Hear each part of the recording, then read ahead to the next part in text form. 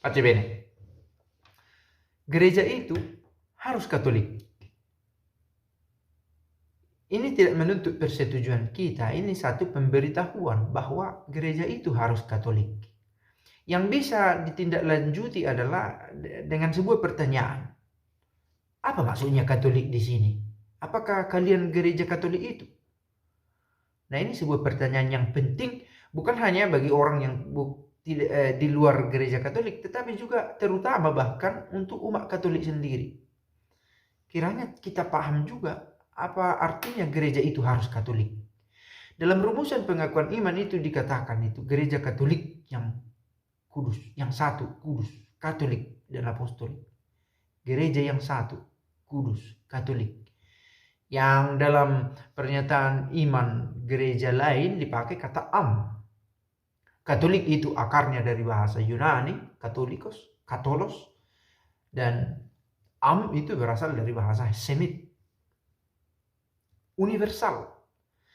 Gereja itu harus universal, terbuka bagi semua orang. Kelahiran Kristus itu harus bagi semua orang. Sebagaimana dalam dokumen Konsili Vatikan kedua dikatakan, terang bangsa-bangsa ialah Kristus.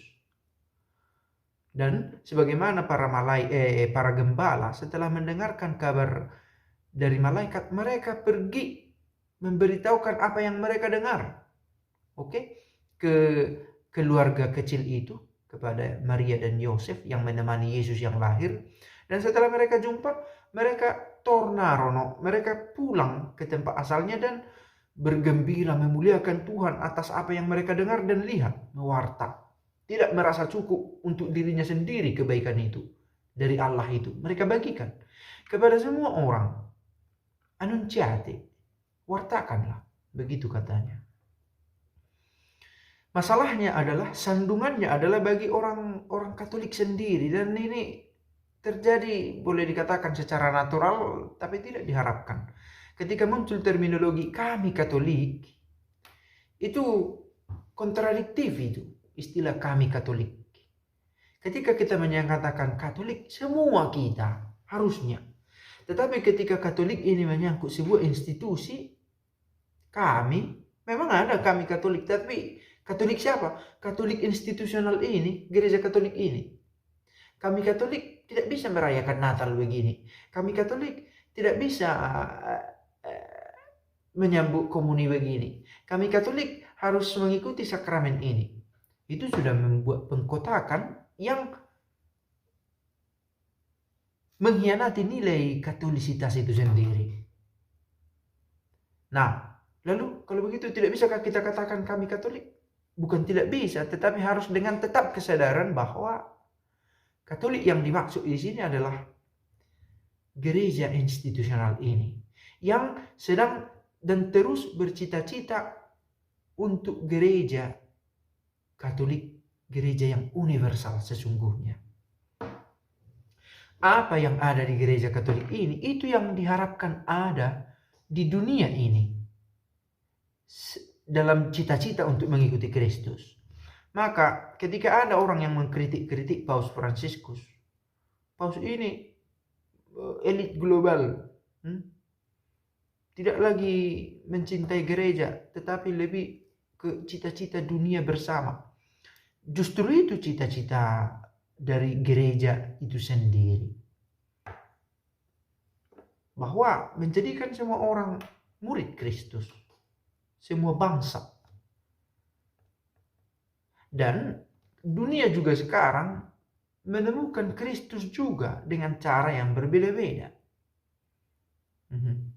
Dan kehadiran gereja adalah untuk menyinari, untuk memberikan makna pada pencarian dunia ini, pada yang baik. Saya pikir ini ide yang menarik supaya selalu menjadi pembahasannya.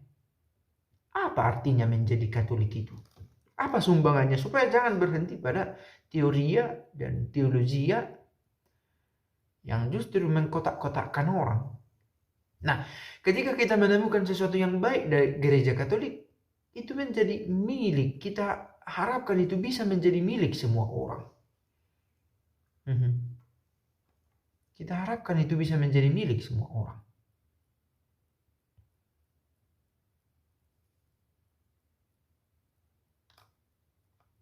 kalaupun mau mengatakan ada sesuatu yang baik di gereja Katolik, itu untuk dihidupi bersama.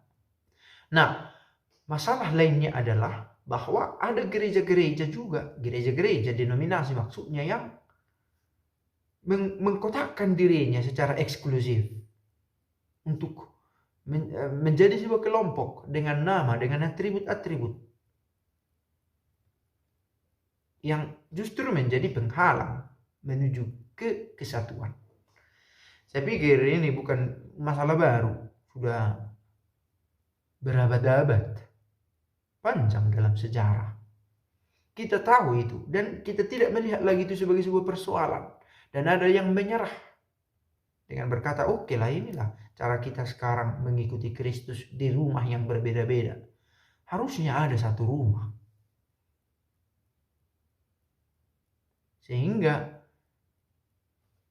yang satu menjaga yang lain.